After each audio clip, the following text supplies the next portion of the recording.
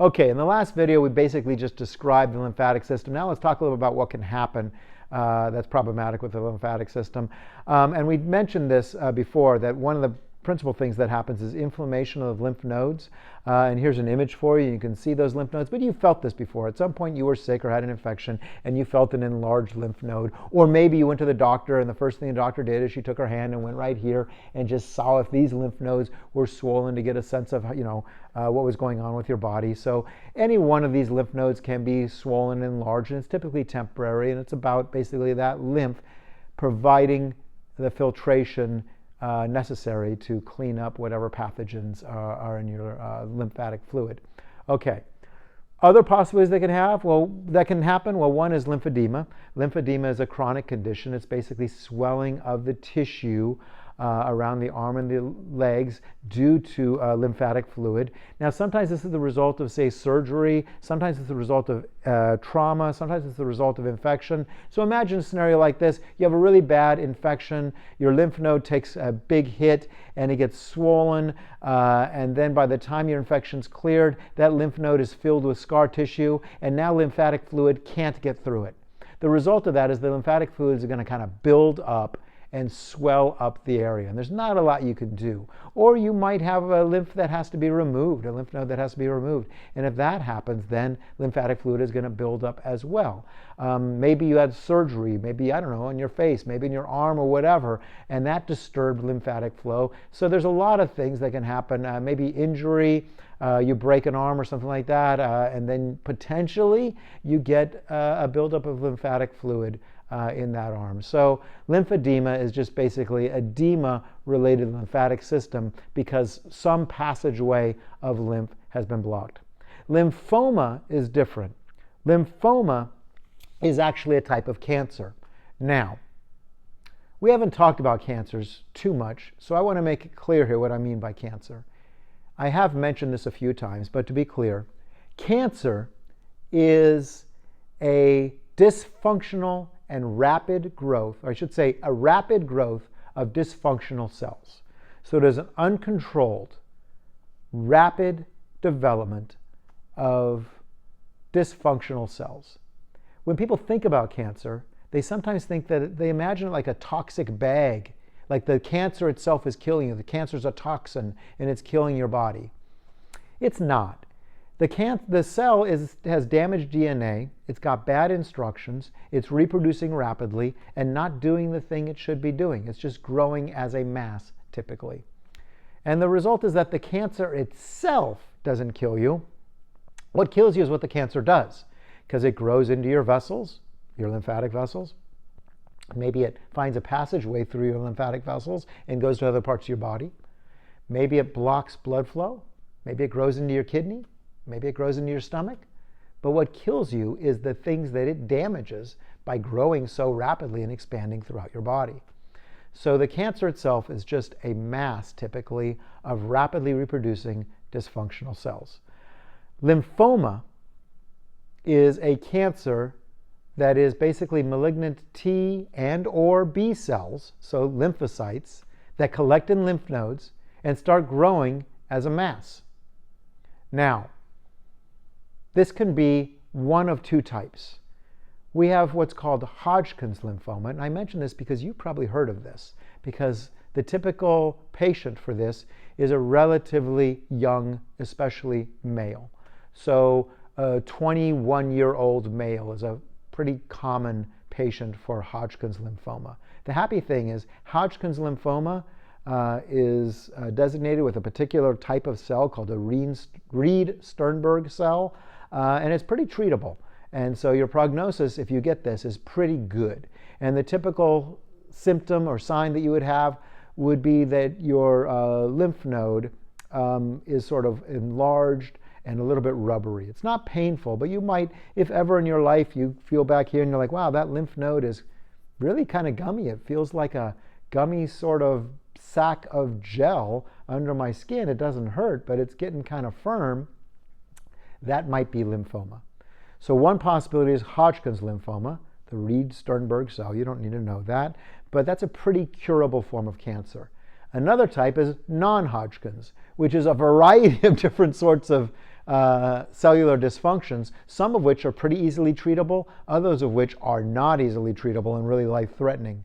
What that means is if at some point in your life you've got a lymph node, if you'd like, a lump in your body that's not painful but seems to be getting bigger, and especially if it's growing pretty rapidly and you're not otherwise sick, that might be a sign for concern. You might want to get that checked out because it might be Hodgkin's lymphoma, which is very treatable.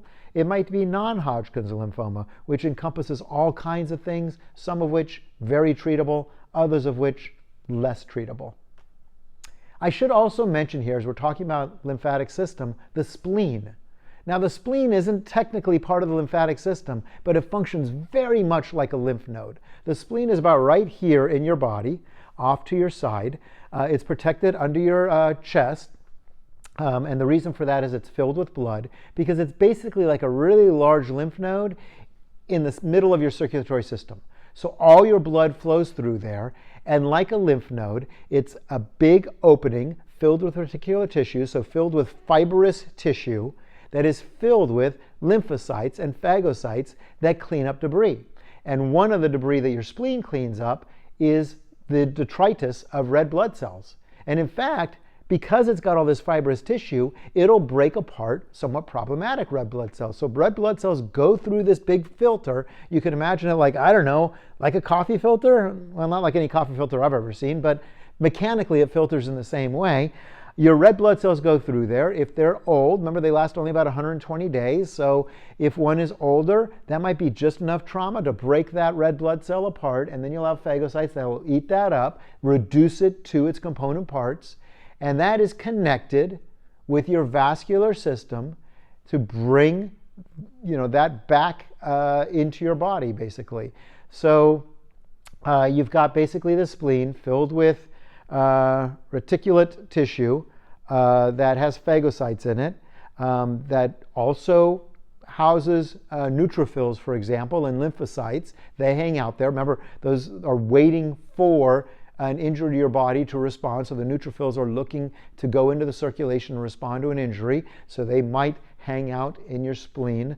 It's going to break up possible red blood cells. It's going to deal with other kinds of pathogens. And usually, it's not a problem. So usually it functions fine and the spleen is there and happy and everything is good. However, because it's in the middle of your circulatory system, if you break it, things are going to get bad really fast because you're going to bleed out really fast. So if you get in a car accident and you bust open your spleen, it's not going to be a good day for you. And the chances that the ambulance is going to get you to the hospital before you bleed out is not awesome. Other issues that might happen related to this, I guess I could talk here about leukemia, because we've already talked a little about cancer, right? So leukemia is a cancer as well, but unlike the cancers I described before, it's a fluid cancer. So it's basically the rapid reproduction of dysfunctional leukocytes. This could be the granulocyte line that we talked about, or it could be the lymphocyte line that we talked about, right? And we break up leukemia in this way. So we basically define leukemia, whether it's acute, happening very quickly and coming on right away, or chronic, happening very slowly. And then whether it's lymphocytic, basically the lymphocyte line, so it's dysfunctional lymphocytes, or what we call myeloblastic, which sometimes it's also granulocytic is what it's called, but that's basically dysfunctional granulocytes.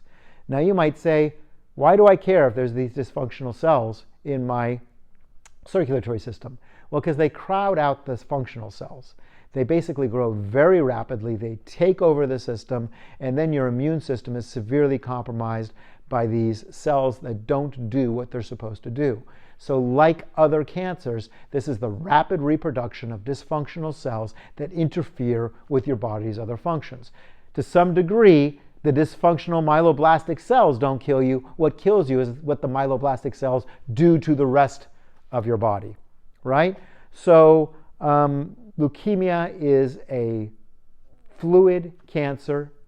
It is dysfunctional white blood cells that crowd out functional white blood cells. It can be chronic or acute. Chronic in medical terms means it comes on slowly and lasts a long time. Acute means it comes on quickly.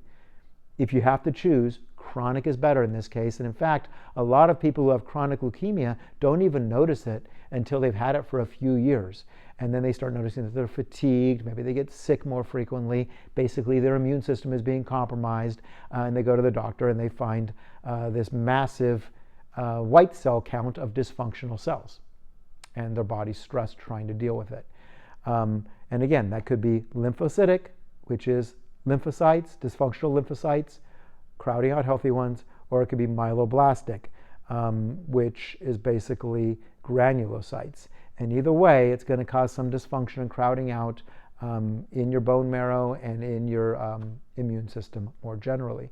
So those are some of the diseases and issues related to your lymphatic system. The next topic, I can't remember, but I'll see you soon.